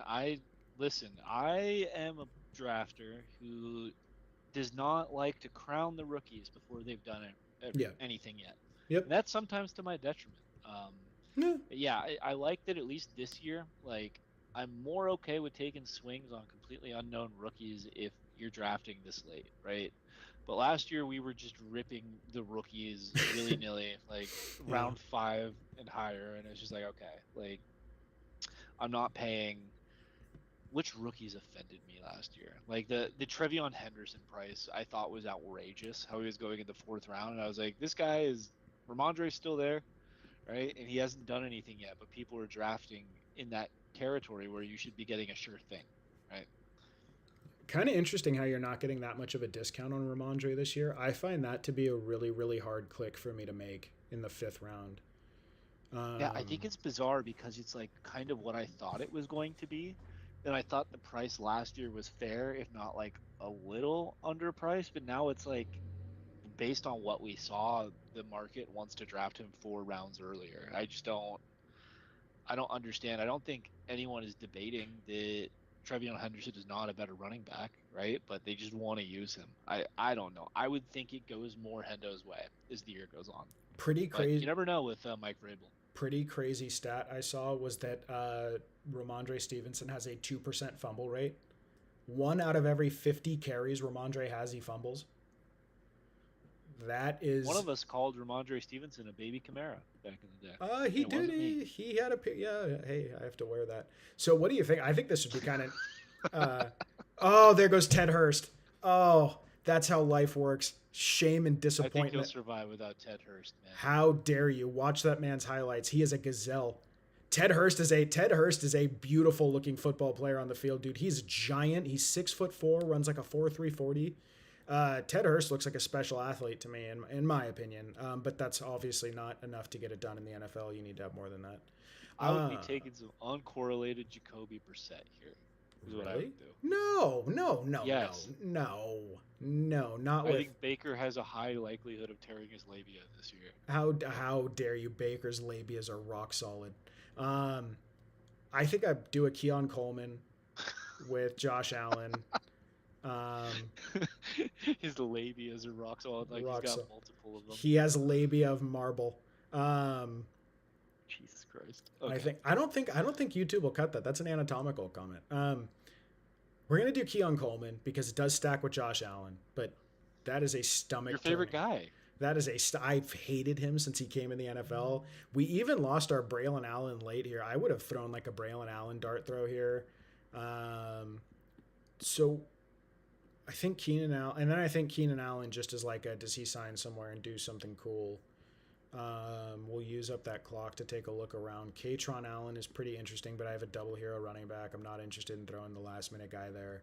I'm interested in taking some swings on guys who could really hit, and like Keenan Allen's one where, and honestly, like say one of the wide receivers in Buffalo goes down, do they go get him? I'm not worried about floor. I'm worried about ceiling here. We're going to take him. Okay. It is a Friday night. I know you've got stuff to do. Do you want to rip one more, or are you good? Did you get your fill? Sure, let's run it, man. I was just playing FIFA. Nice. The academy, they have like, it's bizarre. In FIFA, they have, you have to develop your academy players. So you have to like play with 14-year-olds that you recruit. And I was beating the shit out of other 14-year-olds with my 14-year-olds. Good. That's weird. They go as far as to have you do the youth thing. It's to make development realistic. Did you know that soccer clubs in Europe pay, like they go and recruit kids as early as 13, 14 years old, and they pay them a wage to just go play games for them? It's Like- part of the reason why the United States will always be bad at soccer. Like internationally or not? Like, do they go to Africa and South America and try to find them? They can. So the clubs in like Europe and I guess other parts too, right? Like clubs try and find youth to develop, and they pay them a wage. Yeah, that we're just never going to catch up like that. I mean, we don't even pay football like players a wage. Imagine if Puka Nakua was a goalie. He'd be such a good goalie. I mean but that just is what it is, right? We're never going to have our top tier athletes. Looking forward to another bottom 3 pick because that's all I frickin' pull. We're never going to have our best athletes. You're getting 5. Nope. Oh Nope. no, I top 10. live. I live at the dude. I'm telling you, I'm so worried about how much James Cook I'm drafting, but I'm gonna keep doing it. I think it's really not the smartest thing to like load up on a 30% first round Get your pick. guys, man. Like I don't know. Like maybe you're drafting enough now where correlation matters, but to me, Where I guess diversifying. diversification, yeah, Yeah, yeah, but like to me, like I'm gonna just keep drafting my guys, and I don't rip as many of these as you. I think I'm like $100 into the venture this year of yeah, yeah, fantasy drafts on Underdog, and that was like because this is a slot machine, man. Like yeah. It is. It is. Yeah, I don't know, dude. I also just I swear I think James Cook is the RB3 this year. I think they pass a lot more to him. he has everything that I look for in a fantasy running back. He has the role. Like that was kind of his question last year, right? Because he was not on the field as much and he wasn't getting like the goal line as much. That's been settled. He's in a fruitful offensive environment, and I think the player has talent, right? And that's not an easy three things. That's not a three things that many running backs have, right? Like even Ashton Genty, right? I think he has the talent. I think he has the role, but you had the Raiders question mark, right? That's why I like drafting guys like Saquon too and Amari and Hampton because I think they have maybe Omari and Hampton's role is a little bit in question, right? But those are the three things I ask myself for like the premier running back. And it seems like James Cook checks all those boxes, and I don't understand the holdup from people. But I will gladly be drafting that all day. If I get the end of the snake, James Cook and whatever sacrificial RB2 comes to me in the second round, I'm extremely happy with that every time. I think with I think with the well, I know what the not the hesitate. I know that one in best ball people prefer Amon-Ra St. Brown, which is valid to me. I don't have a problem with that. Like it's best ball, I get it. But I think the issue is just that people view McCaffrey and Jonathan Taylor as having mega upside that's been proven. And, you know, Jonathan Taylor was the RB1 in points per game before he gets hurt last year. And Christian McCaffrey is like the RB1 historically anytime he finishes a season. And what I think is really hard to factor in is, well, how much do you factor in being much younger and much lower mileage and therefore being far less likely to get injured in the season? And like, what is that worth to you as a fantasy drafter? And for me in the first round, that's worth a lot. Dude, there is nothing more depressing than watching your guy go down that early. And I think there's a high likelihood that when, again, you don't like these sort of historical comps, but the guy who was the RB1 in points per game the season before and gets over 400 touches has never repeated as a top five running back the next year, except for LaDainian Tomlinson at 24 years old. It is an extreme historical outlier that someone takes a beating like that and then shows right back up the next year and keeps it rolling. So I'm just a little bit more cautious about going back in on that sort of stuff than I think the average fantasy drafter is. So for me, he's the RB3. But I know that's not going to be chalk, and it's going to be really embarrassing if Jonathan Taylor and Christian McCaffrey come out and do 23 points a game, and they're absolutely dominating. And I took 30% James Cook at the end of the round, but I'll wear it. I'm willing to wear it. I'm willing to be wrong about it. That's how I feel. So I've kind of with the Daniel Jones news, I'm a little bit higher on Jonathan Taylor than I was like say a month ago. But that's the only holdup for me there. It's just like the splits with him with Dimes in a functioning offense versus Philip Rivers and Riley Leonard are just so night and day. You're not getting the same player, right? And he's had his own injury issues, right? Like I drafted Jonathan Taylor 2 years ago, and that with his high ankle sucked for the beginning of the year. He almost won me a fantasy championship at the end, but he decided to drop the ball on the goal line against the Broncos. I will never forget that play. I will never forget that play because I have just the worst fantasy luck in the playoffs. I bring these titans of teams to the playoffs, and I have like the best, highest scoring team all year, best record all year, but it doesn't matter. It does not matter at the end. My I had Joe Mixon the year that Damar Hamlin died on the field. I needed 10 points from Joe Mixon on Monday Night Football to lock up a championship, and a player dies on the field, which has never happened before in history, and they cancel the game. Like if we're talking about yeah. just getting shafted in the playoffs, and that's why Yanni bugs me so much when he starts. Well, I have a high championship rate.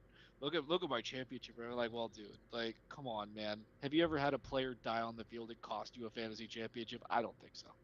Well, I will say that with me as your witness, I've never seen anyone get the kind of playoff luck that you have. And you do, you are a very, like, dude, you could argue, I'm totally open to that argument about the luck part of fantasy football is winning the playoffs every year, but the skill part is making the playoffs every year.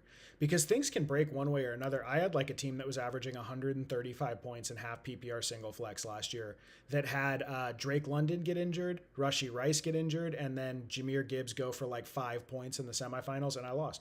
I lost a team that was one of the highest scoring teams in the history of the league cluster. And I lost actually two of them. I lost two of the five highest scoring teams across all 144 managers last year in the playoffs. And do I I feel mean, like, think about how many Titan teams got just destroyed by Kyle Pitts last year. Like the yep, scrappy yeah, six seed sneaks yeah, in the playoffs with Kyle Pitts, and then like they're just taking out these teams with 14 weeks, with 15 weeks of hard work. You just yep. get Kyle Pitts. Like it just happens, man. That's the nature of a one-game And I've playoff, seen it right? happen to you though, but for you specifically, with again with me as your witness, I have seen you take some crazy L's with that stuff. Where, so we haven't been taking a lot of Lad McConkey over a Mek Buka. Maybe this is a roster where on the back end of the seventh, I think we pick late seventh here. Um, Pick 82. Ooh, that's a little risky for getting Justin Herbert to come back to us. But maybe we just, for a little diversity, we throw a little Lad McConkey in there and try to get Justin Herbert back. I'm pretty happy with any of these three at the 2-3 turn. I know this might be Josh Allen for you there, Ted, but I like a wide receiver when I'm coming here. And if Josh Allen comes back to me, that's like a huge value. Uh, that's what we'll do. Oh, T. Higgins here. Oh, come on. Give me a T. Higgins this late. I love T. Higgins here. It's probably He's not. Probably just George Pickens, but a round cheaper. not. Oh, right in front of you. Snipe. We've taken a lot of Emeka Egbuka here. A lot of Emeka Egbuka here. I like him. Nope, nope. We're gonna keep getting our guys. This is the exact same start as last time. I'm sorry. This is so boring to watch. Um, but I don't have enough of him. I'm gonna keep betting on him. I'm gonna have to get better about mixing that up, especially if I just continue to pull the same draft slot over and over. I wouldn't diversify just for the sake of diversifying, man. Like Uh, when you have like 35% Josh Jacobs and he performs like yeah, a top 10 running back, you're going to be very happy. You have yeah. 35% Josh Jacobs. That's exactly what it is, dude. I don't even if he gets suspended 4 games this year, I think this is a fair market price if he were suspended 4 games. Oh, don't make You me need to choose. take Lad if he drops. You need to take Lad if he drops here. Take Lad and go for the late, even over Josh Jacobs and Allen. Yes. Really? Yeah. Well, maybe Josh Allen, maybe, but Dude, that's pick Lad 39. there excites me. Okay, we'll try for the Herbert stack. And this is a more diverse roster than I had last time. Someone's getting an insane price on Josh Allen at oh my god, they didn't take he took ETN over Josh Allen. There he goes. All Yeah, right. he didn't take very long on that click. What did Nassum take? Nassum starts off with Christian McCaffrey, Kenneth Walker, Javonte Williams, Josh Allen, high testosterone. Good for you, sir. I freaking love that. I love that start, but that's okay. I like having a weirder roster, and I think you are correct. I think fourth round Lad McConkey's an auto click for me. I'm not as comfortable with him ahead of Emeka Egbuka or Higgins or even Zay Flowers. Maybe I still have to decide how Look I at feel all your about round Zay. 7 buys. Wrap it up. It's over. No, dude, I'm It totally. is over. See, you know what's funny is I prefer that. Just bomb a week for me. That's actually like to me. I think that's preferable to like spread out 2 or 3 here, spread out 2 or 3 there. I don't know. I gotta be honest, like I never seriously look at bye weeks as like Nope. a reason to Nope. draft or not draft a player, especially in the early rounds. Never. I've never like let that hold me up. So the only risk here is going to be if we don't get Justin Herbert at pick 82, which is a little later than he's been going. But I would absolutely love to get a Justin Herbert, Lad McConkey, O'Marion Hampton stack here.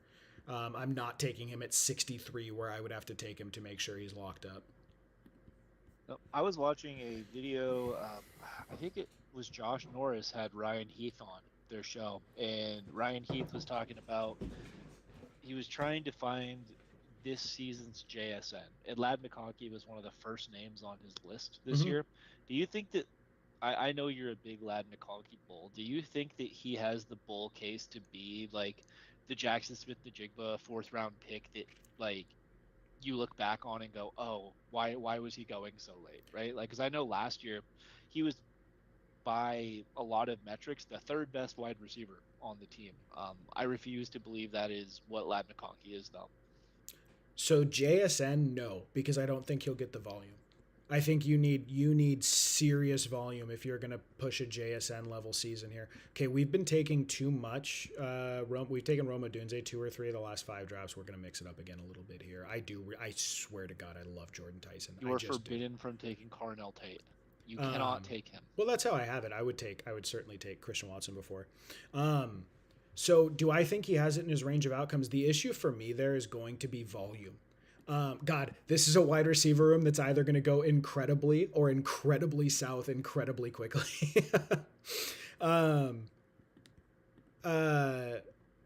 So my issue with calling Ladd McConkey the next JSN is he would need volume. And Mike McDaniel runs so much pre-snap motion, he eats up the whole play clock in a run-heavy offense, which means his play volume is low. Mike McDaniel is top 5 in the NFL since he became a head coach in running back expected fantasy points because he runs the hell out of the football and uses the hell out of the running backs in the passing game, right? So for those 2 reasons, no, I do not think it's within Ladd McConkey's range of outcomes that he's the next JSN, but do I think he could produce a top 15 season with really efficient numbers and his rookie year a little bit where he was, I believe, wide receiver 13 in points per game? I do think that. So that's very interesting to me as far as we haven't taken a lot of Brian Thomas. I prefer Parker Washington, but I'll take Brian Thomas or Jordan Tyson here, whoever gets back to me. So that I think it's a really good value proposition. What I'm not willing to do, though, God, this is the wide receiver room of massive risk, massive reward. Oh my goodness. That is but see, again, the funny thing is for me, I love all these players. I would actually be really happy in redraft if this was my wide receiver room. I'd be freaking out. Like I would rock this in redraft, but good Lord.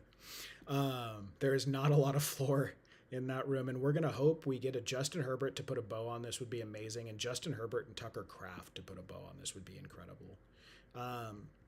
So yeah, that's how I feel about it. To me, I'm you know me, dude, I rely on you a lot to stop me when I'm getting too excited about something because I have a very excitable personality. It's good in some ways, it's bad in others. And what I worry about is I am so keyed in on this idea of I just see it with Emeka Egbuka being one of the best prospects of his generation in college, goes to wide receiver university and dominates. They take him top 20 when they still had Mike Evans and Chris Godwin and Jalen McMillan because they viewed him as the flagship wide receiver for their program moving forward. Goes out and in some respects, not all of them, in some respects has one of the top 5 or 10 in terms of maybe some efficiency, some yards per route run, some targets. Has a really, really good rookie season in a lot of ways from the advanced analytics and sort of what we're looking for indications that a player is an outlier. And now he gets Zach Robinson, who flat out tells us he's getting the Cooper Kupp role, the zone beater role in his system. And then they go and get an outside X receiver who is, I think, going to be fixed on the outside in Ted Hurst. And yes, there are 2 other guys that are going to rotate in on the slot, McMillan and Godwin. But so if he's their move receiver, even if Godwin takes slot work from him every now and again, I just see it so clearly, 150, 160 targets, and I think we're totally live for a top 5 season. I would not be surprised if when we come back next year, he's like a 1-2 turn pick. And I know I'm getting way excited, but there's people saying they're not even sure that he's better than Chris Godwin. If that's how you feel, I respect that. You are entitled to feel that way. I respectfully disagree. And Parker Washington would be hard. He's definitely better than Chris Godwin to me. My hesitation with Emeka Egbuka has nothing to do with him. It's just a Baker thing. And if you think that Baker is going to have a good season, right? Like the last season for the Bucs was like the tale of 2 halves. But if you are getting the first half of the season Baker, I think Egbuka is going to explode. So that's why it's a high risk pick because it absolutely could be 0. But if you're a believer in Baker still, then I think that this is too low for Emeka Egbuka. One pick for our Justin Herbert stack. Yes. Awesome. Justin Herbert, James Cook, Omarion Hampton, Emeka Egbuka, Ladd McConkey, Christian Watson, Jordan Tyson. I hate doing these same teams over and over, fellas, but I you don't know when you're going to be able to pick and have this chance again. Do I just go right back to the well with a Chris Godwin and then a Baker Mayfield again? And this time we do we already did a team that was very similar to this, but these are the values I like. A 111 Baker Mayfield to wrap this thing up with another double stack. Keep taking Kate Otten late because I love Kate Otten. I just think when I have a chance to build out these teams, I should keep building them out. And they are a little bit different in terms of the nuances here. I didn't have Lad McConkey in the last one. I had Josh Jacobs. Okay, so for you, Rico Dowdle would have been tempting there, but he goes. We're going to take Chris Godwin again if he's here. So for you, the Emeka Ibuka thing is less so Ibuka, more so Baker, or is there also just a factor of was what we saw in the first few weeks with Emeka everything breaking right and it wasn't real? Is I that have at all? complete faith in Emeka Ibuka as a player. I think that the Okay. first half of the season is what he is as a player. Okay. See, that's how I feel, which means I feel like I'm obligated then to be extremely in on him. This roster, I think. Oh, Kyle Monangai's already gone. I was gonna say this is a Kyle Monangai roster if I've ever seen one, but yeah, I don't know, dude. That's a pretty sick wide receiver room. yeah, that is very good. I'm lacking a little bit of upside at quarterback here, but Baker will solve that. The question is, do I take Baker at 106 and lock him in or take him at 111 on the comeback? I think we're going to go for the comeback here. This is one where Laporta might be there. I don't mind doing a little Laporta fan in here because I like the late stacking tight ends with Kate Otten and Oronde Gadsden for these two. Where would we have our shot at Oronde Gadsden? That would need to be a little bit of a reach at 135, but actually that's prime territory to take Gadsden. So if we take one of these two guys, tack down the room, Baker Mayfield, tack down quarterback, and then try to get Oronde Gadsden on the next turn, I'm going to be a happy camper. Heavily invested in the Mike McDaniel offense. That is a good place to be, I reckon. Think I'm just going to keep doing that. And then again, I'm not telling anyone to follow me there. I don't blame you guys if you can't do it. I'm going to continue to be heavily invested in Zach Robinson with Baker Mayfield. The last time we saw Baker Mayfield with competent OCs, the 2 years before when he had Liam Cohen and Dave Canales, he was a fringe MVP candidate. And he was a top 5 quarterback in fantasy production, and he produced crazy fantasy production for everyone around him. I'm going to continue to put my foot down and bet on that. It's risky. I'm not asking anyone to follow me, but I'm going in. I'm going in. Healthy Baker Mayfield beat the shit out of the Seahawks last year. Yeah, dude. Yeah, dude. They went to Seattle and beat the fuck out of the Seahawks. Yeah, man. I'm just in on that. I really am. I'm in on it. Again, I like to do some TED picks while he's on stream with us. We'll do J.K. Dobbins there if he falls down, maybe, unless I think I can do the Kenny Gainwell Baker Mayfield stack again. This is just such a similar roster. I feel a little silly, but I also would not be shocked if we look up at some point in the year and Justin Herbert's in the conversation for the highest scoring fantasy quarterback this year. So I don't mind. I don't mind building out a few rosters around him. I think he's a really underrated player and borderline disrespected I'm interested player. to see what the balance between pass and run is this year with the Chargers, because last year I feel like the amount of passing they did threw everyone off. I don't think anyone saw them being the most pass-heavy team in the league. Yep. So I'm interested to see with Joe Alt and Rashawn Slater back, with Mike McDaniel, how much more of they're going to commit to the run, and if they're going to try and, I guess, allow Justin Herbert to have the keys to the car still. Oh, I mean, okay, we're going to try it again. Do we get the triple stack again, boys, with Kenny Gainwell, go in there with Baker Mayfield? I love Kenny Gainwell as an RB3, an upside RB3 if Bucky doesn't figure it out, but I think in worst case scenario, a nice floor play at RB3. I prefer Bo Nix and Jared Goff and Kyler Murray to Baker in a vacuum, and I think Jordan Love's very similar, but when we're stacked up like this, we're going to take Baker Mayfield. And then the two tight ends that I would have taken there would have been Fannin or Laporta, but they both go. I challenge you to get Kyler Murray out of your head as a potential fantasy quarterback. You think he needs to be bumped down out of that tier? I have him in the... I would not draft him. Oh my goodness. What has he put on tape in the past 2 years that's been anything good?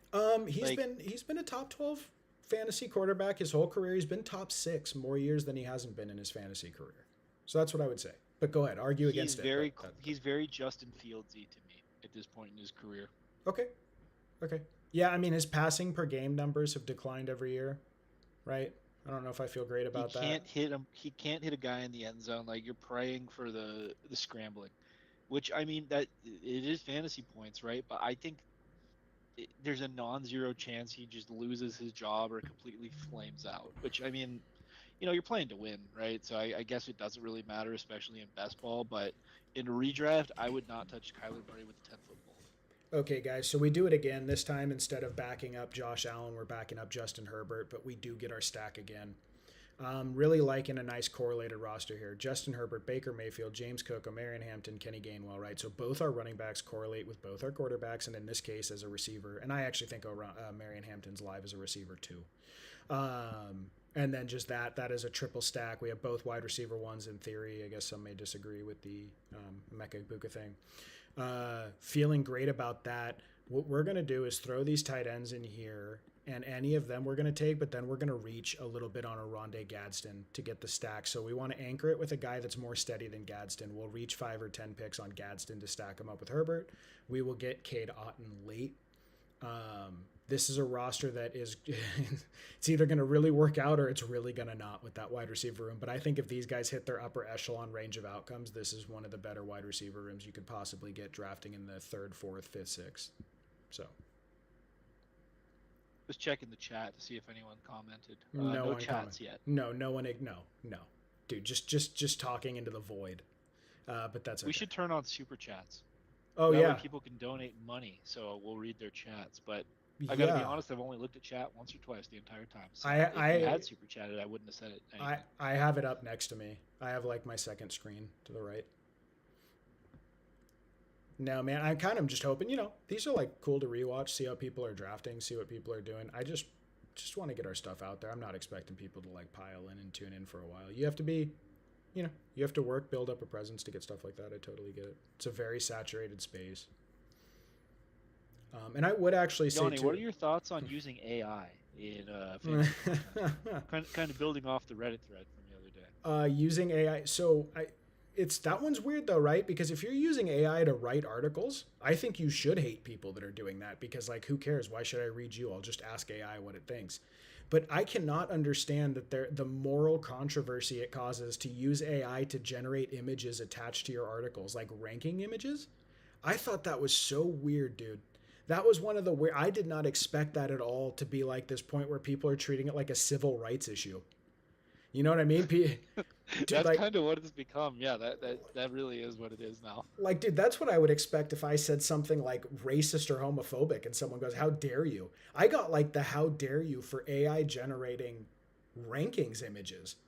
That was really shocking to me, dude. I don't know. It must be to me. Oh, there goes Mark Andrews. God, we would have loved a little Mark Andrews this late. That's really, really like stunning to me that people treat it like the language was like that. I don't respect you as a human being for generating AI images. And I could not imagine. I've never clicked on a fantasy article thinking, did this guy use my preferred method of image creation? And like, how do the pictures look? I told one guy, I said, apparently you're a pictures over ideas guy, so I'm probably not the content creator for you. And that's all I can say. Like, what do these people care about pictures? Where the pictures came from on the article? Yeah, so that was really weird. But I get that AI is a hot button topic. I think if you catch someone using AI to write articles, you can and should trash them. You should not take someone seriously who does not bother to put their own words to paper.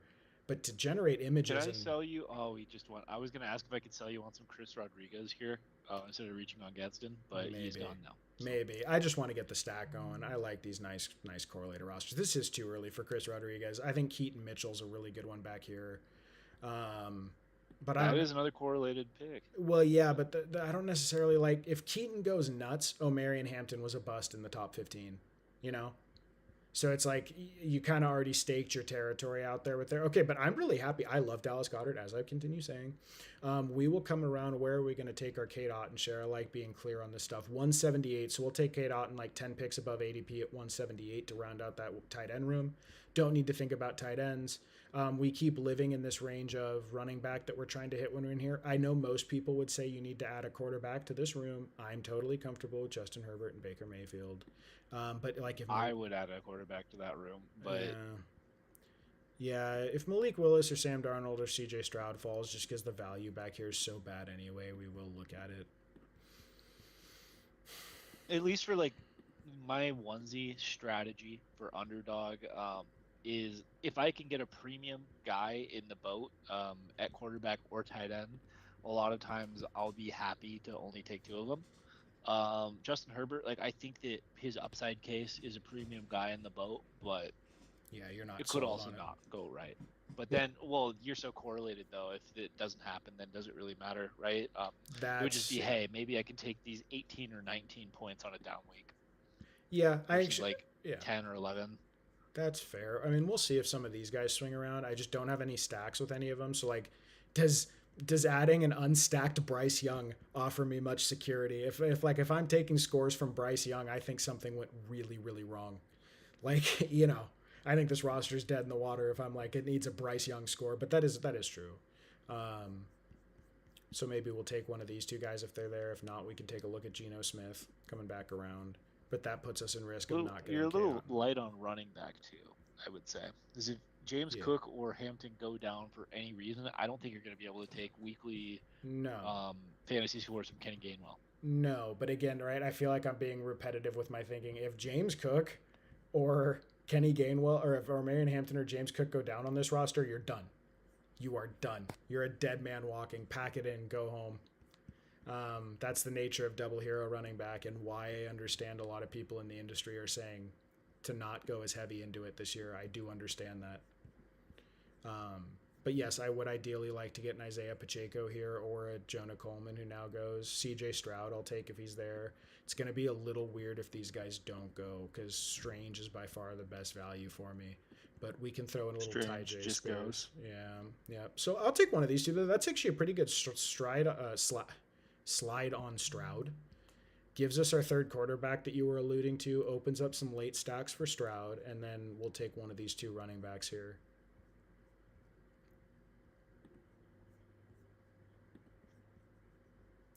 I like seeing. I know that's like nauseating for you because you don't like him. I like seeing Jalen Naylor going in the 140s. He was going in the 165 range when I started doing this. Hey man, I've been drafting some Jalen Naylor. Listen, I'll follow whatever tea leaves exist for the Raiders this year. Is I'm not sold on any of their current wide receivers being worth anything. Mm-hmm. So Mm-hmm. it's kind of like the same idea with Greg Dulcich. Why I like that pick. It's just like, he's probably the best bet, I think. Like, to me, out of that tier of running backs, I would want some Sampson for your roster, just because I think that you're going to Float. want to have some points. Float. You're talking Some about yeah. points sometimes. Yep. Weekly float. It's like a guy like Tank Bigsby or Pacheco, I think are total fucking zeros unless the starter goes down, right? Like Samson has kind of standalone value. So my thinking with Pacheco, yeah, Samson does. My thinking with Pacheco is I do think he's going to have like a few games with touchdowns. Like 4, 5, and that can give you some float on the week. But also, dude, I think people are maybe a little bit underestimating how many touches there are to share around. That when you're talking about like 450 to 500 touches, up to like 550 touches that may come out of that backfield, that is not going to all be on Gibbs at all. Even if it's 450 touches, like Gibbs is maybe going to take 250 plus 50 to 60 targets, something like that, maybe 70 targets. Like I still think there's 100 to 150 touches in the Lions backfield up for grabs, and it feels to me like they brought in Pacheco to be that guy. So I do think as far as what you're talking about, which is like weekly, I need some scores there, so I'm not taking zeros. I think he's a little bit more than a pure handcuff, but the fantasy community does not agree with me on that. They would be more on your side. That's kind of why I'm so in on Gibbs this year as my 101. Like it feels like I think we might get a prime LT season coming from Gibbs. Yep. All right, 183, maybe a little bit of a choice if Samson or Kamara is there about trying to come back around on K. Dotton because I would really like to add Samson and Kamara to this room. I would feel great about. But if I take K. Dotton first and they're gone, I take Sean Tucker. I think that's a pretty good shout here. But these two are much more likely to give you weekly touches as opposed to Sean Tucker, who's kind of a touchdown or bust guy. Have you seen Kendre Miller be drafted once? Like I know he got injured last year, but shouldn't in theory he be available for the Saints this year? So they have Kendre Miller. Oh, Trey Harris would be a cool one if he's down there for Herbert. Kendry Miller, I think, is probably a trade candidate. I think he's like a trade candidate to mess up someone's backfield because he's a pretty talented running back. He's just never really gotten his like wheels getting gotten any traction. Um, but yeah, Kendry Miller is there, and Audric Estime is still there. But I think you I don't. forgot about Estime. Yeah, but I think you don't sign Kamara to a fairly sizable contract to not use him as your third down back. And he is, even though he's been declining, he still is on paper one of the better third down backs in NFL history, you know? Um, Yeah, it's just that he was such a loser last year. That's why I'm like, Terrible. okay, like Yeah, he was terrible. Okay, well, they make our decision easy for us. Kamara goes there. I would have liked Kamara at that range. Brian Robinson is decent, I think, to get some volume. We'll just see which one of those running backs comes back to us. Take Kate Otten. Lock up a nice double stack at tight end with a guy who I think should give you some spike weeks when he catches a touchdown in Goddard. We're doing a 3-3, which I hate doing these. We're doing a 3-5, 3-5, what is that? 3-5-6-3, 3-5-7-3. So we're going to take two stacks at the end, maybe a Jalen Noel roster here for CJ Stroud, maybe a Ted Hurst roster if he comes around. I don't think we're going to get lucky with that. We haven't been lately. People have been taking Ted Hurst increasingly high. But I don't mind either of those stacks if they're there. And then Keenan Allen, again, as always, could come back for the Chargers this year. What do you think? Do you like Brian Robinson or Sean Tucker more to finish out this? oh man, like Bijan's backup or Sean who like stacks with well, well, it decision doesn't. just got made for you. Yeah, it doesn't matter. And actually, that's fine because that's two of the three running backs. If like Bucky doesn't show up, there's actually real upside in having those two guys rostered. So we'll do it. Yeah, I probably prefer Brian Robinson there though to answer your question because if Bucky went down or if Yeah. who was the other one? Well, Sorry, or it's Emmett Johnson was the other one I was looking at, right? Because people are yeah. drafting Emmett Johnson around here too, Mm-hmm. and it's like if either of the starters go down there, I feel like that's a weird, murky, three-headed monster written all over it. Versus, I feel like Brian Robinson actually would get Yep. the lion's share of the work in Atlanta, especially since they got rid of Algier. Did you hear the story where Brian Robinson was doing an interview and he was talking about, yeah, it was really hard having to back up Christian McCaffrey and not be used. And I was like, well, you just went from CMC to Bijan, bro. You're getting more of the same. Dude, Brian Robinson like has had a great career. He's probably gonna make. He's one of those guys that's good enough to just float around on depth charts, but not good enough to ever really take a pounding as like a starter.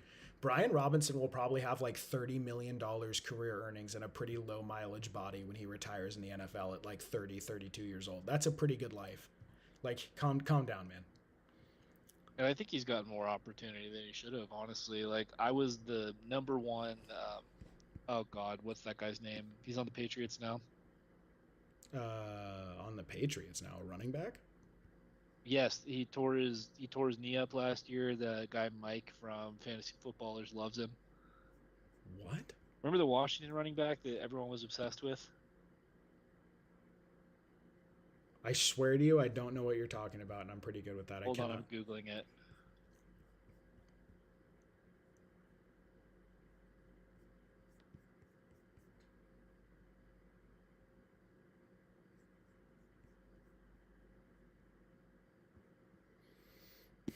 Oh my God, he's gone now. Hold on.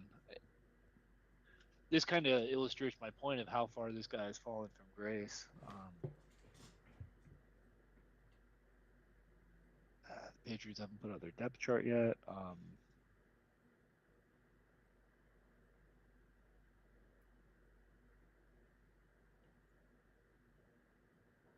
Don't take Ted Hurst a pick before me with the Baker stack. Thank you.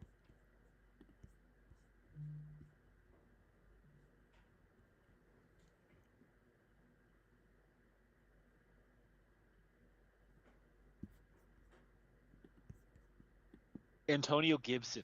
Oh yeah, yeah. I was in the trenches during the Ron Rivera years of saying that Antonio Gibson was so much better than Brian Robinson, and why would you be giving Brian Robinson work? I was an Antonio Gibson truther. Me and Mike from the Fantasy Footballers were, Mm-hmm. and as it turns out, we were just aggressively wrong about that. Then Gibson was there last year to mess with my Trevion Henderson shares until he tore up his knee. And then they kind of Mike Vrabel got forced into using Hendo, and it turns out he's pretty good at football. You know, I want a receiver here because we're light at receiver. I do prefer those. I prefer Braylon Allen, and the last pick is crazy. But we're light on receiver. Take Torrey Horton. Okay. Did you get your Ted Hurst? Sorry, I got I so did. distracted. Got Ted Hurst in there. So we have all three of Baker's starting receivers, besides McMillan, who hasn't been able to stay healthy. I'm okay with that fade if I'm going to fade one of them. But I do think McMillan, if he's on the field, is a really good player. So we have Justin Herbert, Baker Mayfield, CJ Stroud. That's a good. You know, when you take the extra quarterback, it just blows out your projected points. I don't really think it should to the degree that it does, but it does. James Cook, Omarion Hampton, Kenny Gainwell for backup. Two, you know, if you want to call them handcuffs or upside swings, but I think these guys will fall in the end zone a few times this year. Love this wide receiver room, even though it is a little bit thin. Emeka Egbuka, Lad McConkey, Christian Watson, Jordan Tyson, Chris Godwin, Ted Hurst, Torrey Horton. And then tight ends. For going late tight end, I think this is about as well as you could have asked for things to go. You go Dallas Goedert, Oronde Gadsden, K-Dot, and I'm not a 4 tight end guy, so... okay, guys, those are our streams for today. We did 3 of them, a little bit extra. Thank you so much for watching. Should be some articles dropping this week, and we'll talk to you